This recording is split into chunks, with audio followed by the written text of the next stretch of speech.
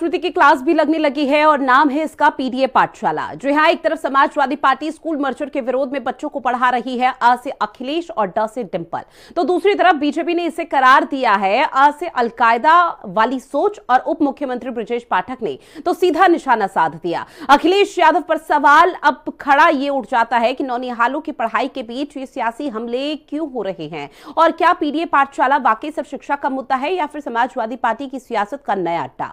ये रिपोर्ट देखिए। पीडीए पाठशाला रहेगी जारी, बोले अखिलेश। आज से अलकायदा वाली है सपा, बता रहे ब्रजेश। काका गाघा पर यूपी में सियासी लड़ाई। पीडीए पाठशाला पर सपा वर्सेस भाजपा। यूपी में स्कूल मर्जर के आदेश के बाद समाजवादी पार्टी पीडीए पाठशाला चला रही है। इसको लेकर जमकर सियासत हो रही है।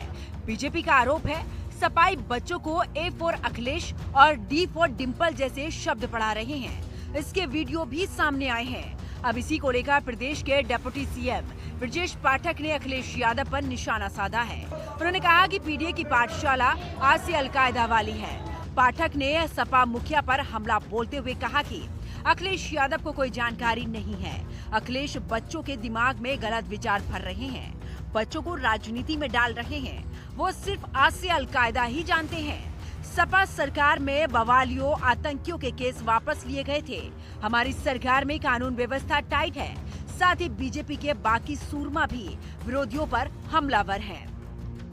अखिलेश यादव जी को जानकारी ही नहीं है। उनकी पूरी तरह से जो जानकारी है और जो पीडीए की पाठशाला है वो आज से अलकायदा वाली है। विचार भर रहे हैं, बच्चों की भावना के खिलाफ है, उनके मन के खिलाफ है और बच्चे भगवान का स्वरूप होते हैं। उनके संबंध में इस प्रकार की चर्चा करना, बच्चों को राजनीति में डालना, आने वाले समय में समाजवादी पार्टी को इसका खामियाजा भुगतना पड़ेगा।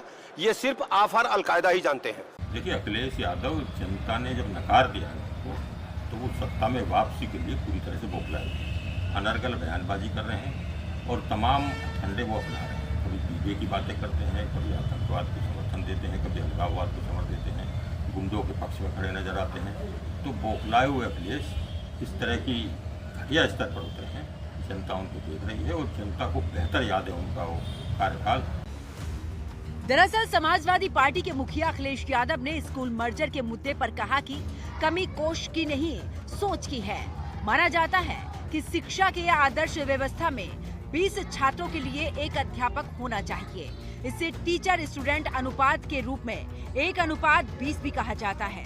चूंकि हर काम लाभ हानि की कारोबारी मानसिकता से करती है, इसलिए वो लड़ाई के मामले में भी यही कर रही है और बजट न होने का हवाला दे रही है। बीजेपी कितनी भी कोशिश कर ले, लेकिन पीडीए पाठशाला तब तक बंद नहीं होगी जब तक हर स्कूल में सरकार पर्याप्त शिक्षक नहीं उपलब्ध कराती है। अंग्रेजों ने भी कभी पढ़ाई को लेकर के किसी पे एफआईआर नहीं लिखाई होगी। इस देश में अंग्रेज रहे, अंग्रेज ने और उन्होंने पढ़ाई पर एफआईआर नहीं लिखाई किसी पर। ये सरकार सोचती है पुलिस से हमारे पीडीए पाठशाला को बंद कर देगी। हम समाजवादी लोग संकल्प लेंगे, जब तक सरकार वहां पर टीचर्स न पहुंचा दे, प्रिंसिपल न पहुंचा दे, तब तक हमारी पीडीए पाठशाला चलती रहेगी, पीडीए ट्यूशन चलता रहेगा, जिस तरीके से हम लोग चलाते आए। भारतीय जनता पार्टी की राजनीति का आधार झूठ, नफरत और हिंसा पर आधारित है। इसके लिए उसको मानसिक गुलामों की फौज की ज़रूरत है। इसी षड्यंत्र के तहत भारतीय जनता पार्टी गरीब बच्चों को पढ़ाई से वंचित करना चाहती है।